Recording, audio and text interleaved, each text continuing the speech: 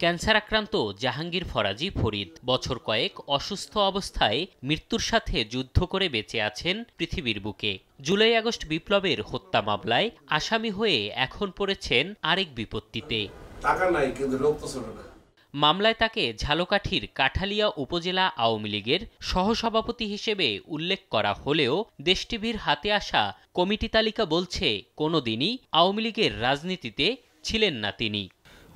আজকের মামলায় আসামি আমি ভাবতেই পারতেছি না কী করি আমার মামলা দিল, এবং আমার ভাই সে এক সময় চেয়ারম্যান ছিল, কিন্তু আমরা তো এখন আওয়ামী লীগ আর বলছে আমার আওয়ামী লীগের সহসভাপতি।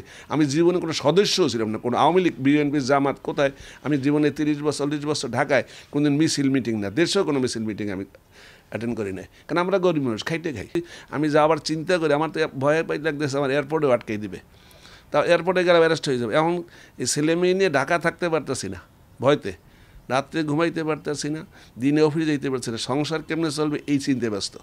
ওদিকে পুলিশের যদি ধরে তাহলে কবে সার্ভ করে তাও জানি না। এই যে ভয়ের কারণে এখন থাকা খাওয়া ঘুম সব বন্ধ হয়ে গেছে।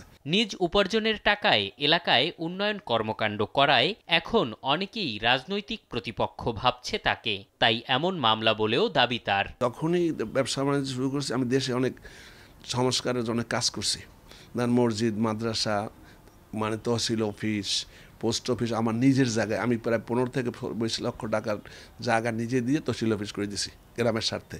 দেশে অন্তত 7-8টা মসজিদ করে দিছি, হ্যাঁ, বাথরুম করে দিছি। তাই এই সব কিছু কাজে এলাকার কিছু লোক যারা সাধারণত থাকে তারা ঈর্ষণী হইয়া তার আবার এখন যে ভদ্রলোক আমাদের এলাকায় আগামী দিন নির্বাচন করেন সেও চায় আমাকে ওই এলাকায় আবার প্রতিষ্ঠিত করতে।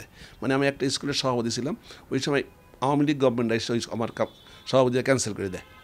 হ্যাঁ, এখন যে ভদ্রলোক সে চাইতেছে ওই স্কুলে আবার আমার সভাপতি করবে, ঘোষণা দিয়েছে। এইটার পরেই অনেক লোক এর বিরুদ্ধে। তবে মামলার পর আত্মগোপনে মামলার বাদী জানিয়ে বিপত্তিতে যাত্রাবাড়ি থানা পুলিশও। বাদী যদি পাওয়া যায় যাতে বাদীর মতো করে তাকে বারবার জিজ্ঞাসাবাদ করে অনেক কিছু তথ্য পাওয়া যেত, বাদীর কাছ থেকে তথ্য পাওয়া যেত, হয়তোবা সেই তথ্যগুলো আমরা পাবো না। মামলা তদন্তকারী কর্মকর্তা হয়তোবা সে তার একটু সময় লাগবে, বেশি একটু তদন্ত বেগ পেতে হবে। তবে হয়রানির মামলাগুলো তদন্ত করে নিষ্পত্তি করা হবে বলেও দাবি তার। বাদী মামলা যেটা দিতেই পারে, আর আমরা তো আমাদের নিতে হয়, কিন্তু তদন্ত কি আসছে আসলে সেটাই বিষয়। মানে তদন্তকারী কর্মকর্তা কি ব্যবস্থা নিচ্ছে সেটাই বিষয়। তদন্ত সাপেক্ষে মিথ্যা মামলা থেকে বাঁচতে মেট্রোপলিটন পুলিশ কমিশনারের কাছেও আবেদন করেছেন অসুস্থ জাহাঙ্গীর ফরাজি ফরিদ। এম এ আজিম, দেশ টিভি, ঢাকা।